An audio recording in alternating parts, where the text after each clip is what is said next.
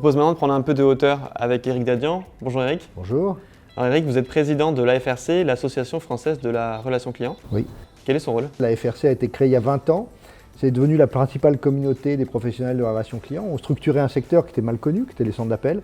Et on est devenu la plus grosse communauté, et également un think tank prospectif pour voir quel sera l'avenir en fait, des métiers de la relation client. D'accord. La FRC a fêté ses 20 ans il y a quelques mois. En 20 ans, qu'est-ce que vous avez vu comme évolution majeure? Les évolutions sont liées aussi aux évolutions technologiques. Donc on a démarré avec la distribution automatique des appels, le couplage téléphonie informatique, qui a apporté un peu plus de richesse dans les interactions. Puis ensuite, on a vu arriver à partir de 2007 une rupture forte, qui était, vous vous souvenez sûrement de la conférence de Steve Jobs avec l'iPhone. This is a revolution, ceci était une révolution. Donc oui, ça a été aussi une révolution pour la relation client.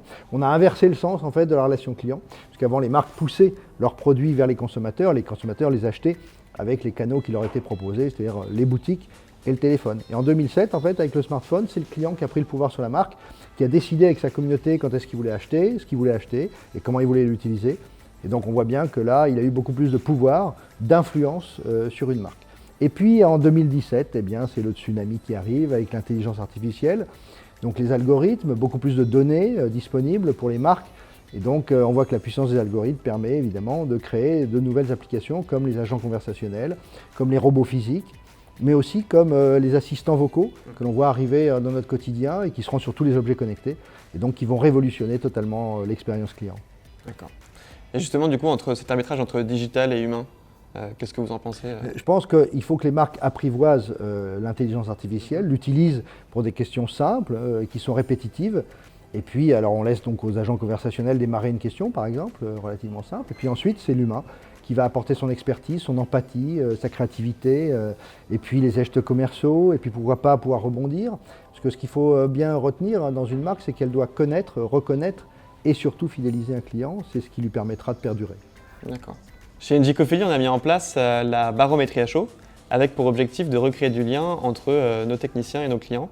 Que pensez-vous de ce type de démarche? Je pense que c'est une très bonne idée, puisqu'il faut en permanence être en feedback avec ses consommateurs, avec ses clients, en B2B comme en B2C d'ailleurs.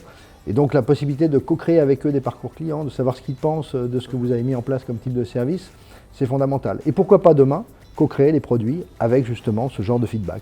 Donc c'est une bonne idée. Oui. Et en B2B, vous constatez ces mêmes évolutions? Je pense que le B2B est un peu en retard, c'est certain, puisqu'il a moins de clients, il y a aussi plus de parties prenantes qui sont différentes par rapport au B2C, mais aujourd'hui on s'aperçoit que le B2B a besoin de fidéliser de façon importante ses clients, puisque c'est difficile d'en acquérir.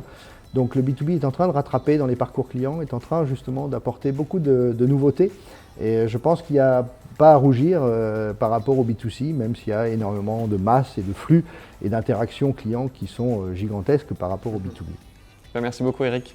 Si je comprends bien, tous les feux sont ouverts pour la barométrie à chaud.